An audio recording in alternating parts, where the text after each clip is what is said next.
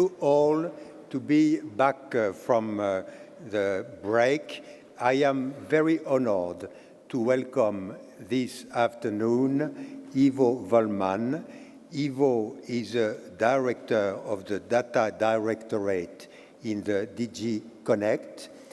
Ivo, you have accepted to give us the inspirational speech. How do you see what is next in terms of regulation, in terms of compliance, and how do you see the role of Gaia-X for all of that? So the floor is yours, Ivo, if you wish. Yes, many thanks, Hubert, and many thanks for the invitation to speak at this session. And I know it's tricky to be just after the afternoon break because everyone is still full of their talks over coffee. Now, the automation of compliance, it's an essential topic. I would actually broaden that in general to the automation in relation with data transactions. Now, this is a topic that is a make or break for making the data economy work in practice. And I think it's also very interesting from a human point of view because it brings lawyers and engineers together, and I can assure you that they are not necessarily interoperable in the way they think. So making these two groups of people work together is one of the big challenges. Now, of course, it's also great to see how Gaia-X has picked this up. And more in general, of course, Gaia-X is a broad network that is really important for promoting building trusted data exchange. And that is very relevant for the implementation of our data strategy. Let me take a step back and say a few words about this data strategy. Now, the data strategy came out in February 2020. It's about enhancing data access, improving data sharing and use for the benefit of our economy, for the benefit of our society. And with the data strategy, we really want to achieve a real internal market for data.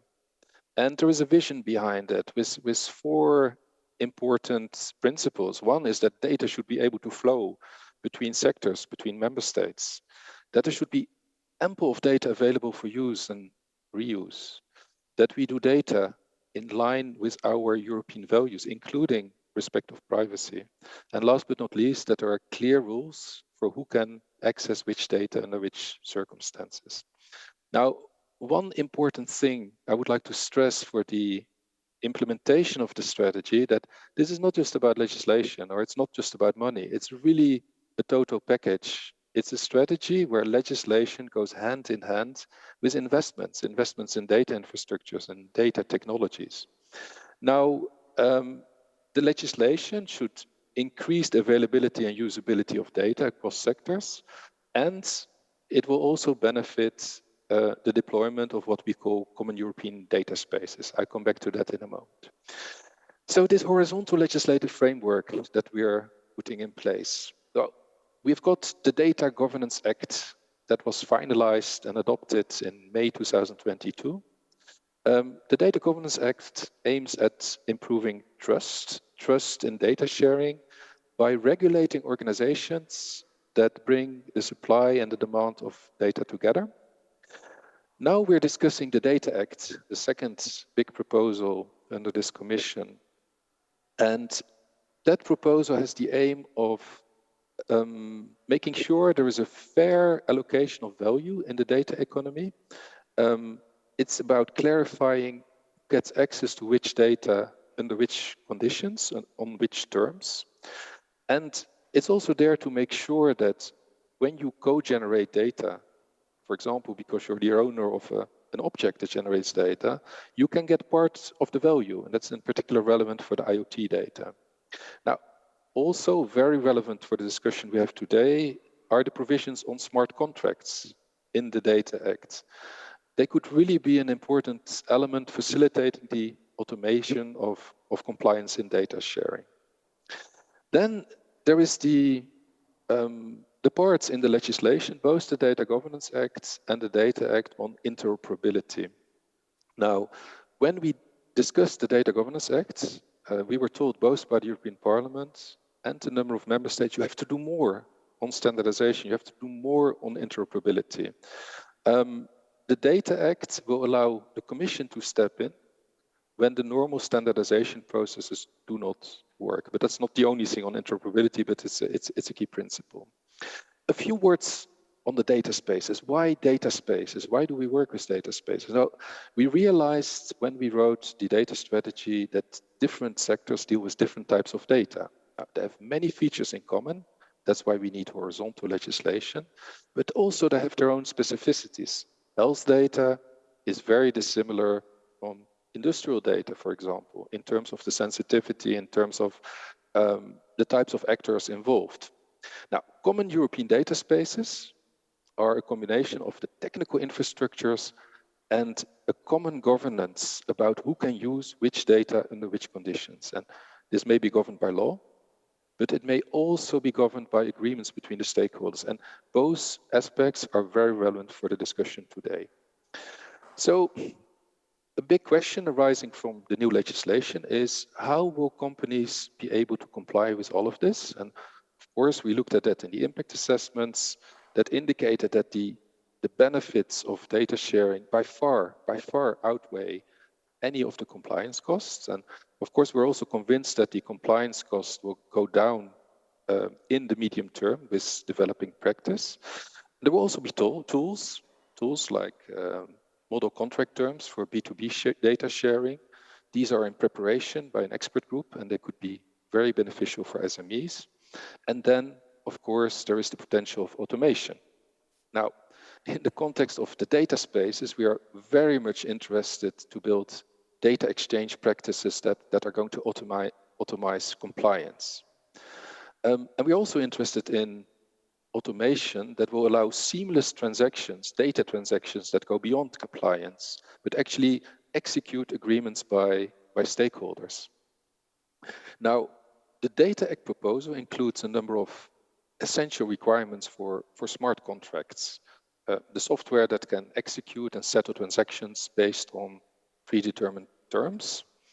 And when we did a consultation prior to drafting the Data Act, there was a large majority of the stakeholders in this public consultation that thought that smart contracts could really be an effective tool to technically implement data access in use.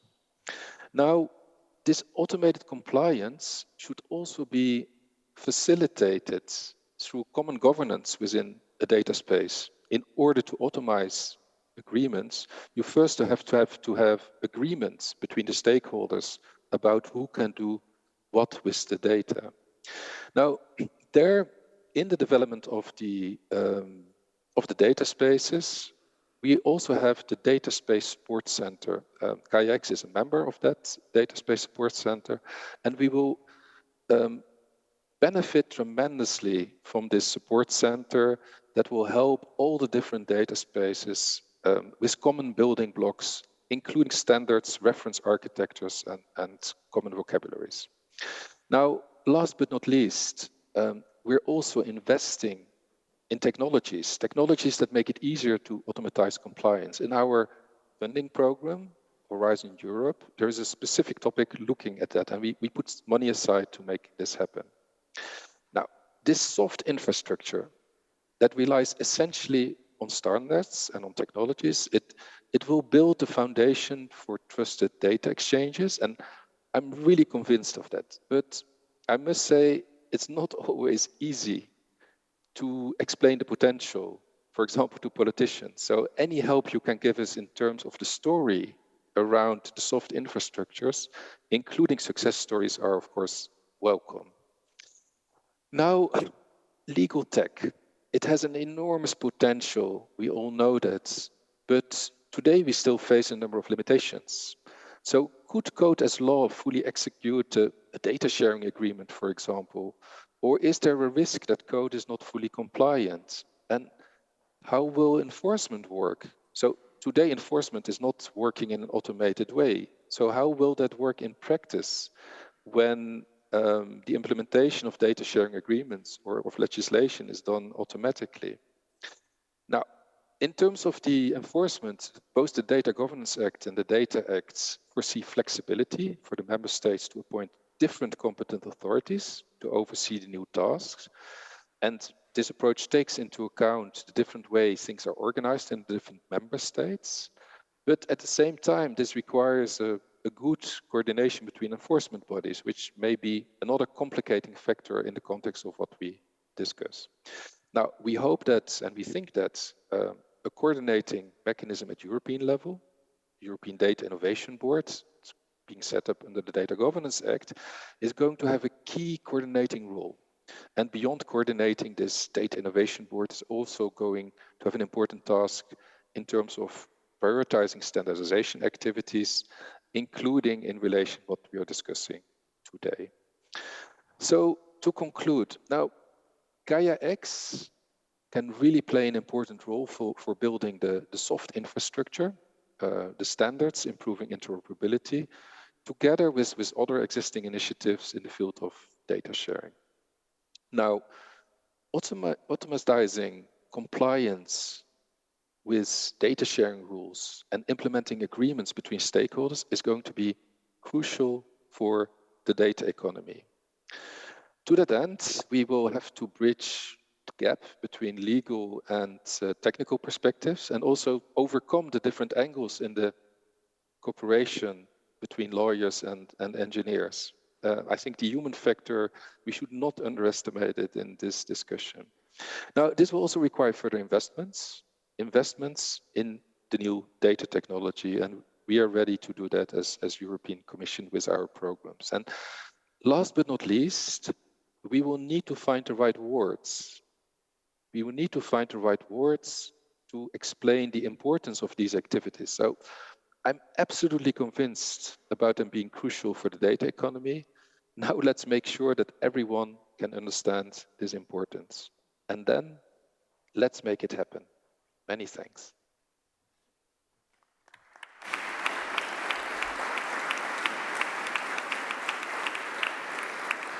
Thank you, Ivo.